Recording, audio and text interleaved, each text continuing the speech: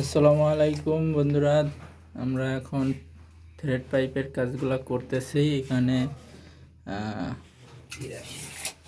Thread পাইপের ওয়ারিংগুলো করতেছি। 4 ইঞ্চির কাজগুলো আমরা আগের দিন করেছি। দেখুন, ওখানে কোমট হবে, এখানে প্যান হবে, এটা হচ্ছে গোসলের পানির লাইন, এখানে একটা ঝর্ণা হবে, আর ঝর্ণার কাউন্সিল স্টক হবে এখানে, ওখানে ঝর্ণা হবে সিলিংয়ে না ওয়ালে হবে।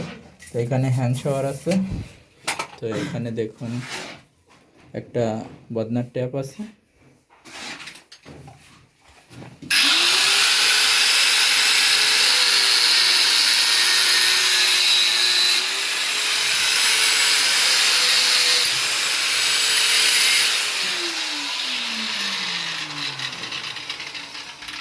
তো ওই পাশে হচ্ছে ফ্ল্যাশের লাইন হবে, ওই পাশে কোমোটের ফ্ল্যাশের লাইন হবে, ওই সামনে হচ্ছে পুশের লাইন হবে।